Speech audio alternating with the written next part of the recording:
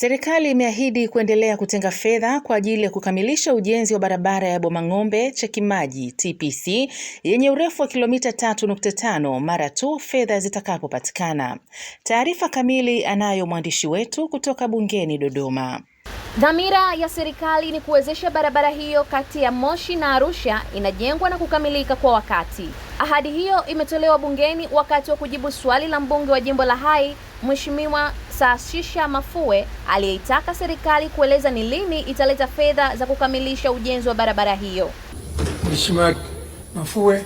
Asante Mheshimiwa Spika. Hivi karibuni katika mto Kikafu lile daraja kumekuwa kukitokea ajali nyingi na kusababisha usumbufu mkubwa kwa watumiaji wa barabara ya Moshi Arusha. Lakini barabara pekee ambayo ni ya mchepuko na ya mbadala ni Bomang'ombe Chekimaji TPC ambayo inajengwa kilomita 3.5. Je, ni lini sasa serikali italeta fedha ya kumaliza barabara hii ili iweze kujengwa kwa kiwango cha lami na taa juu?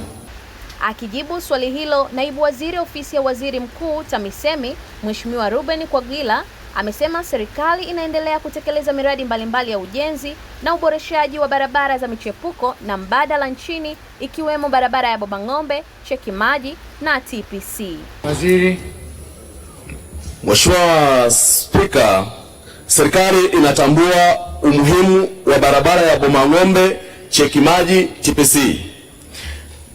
Kama ambavyo imeainishwa kwenye mipango yetu, serikali itatenga fedha kwa ajili ya ujenzi wa barabara hii kilomita 3.5 kwa kiwango cha lami mara tu baada ya fedha hizi kupatikana.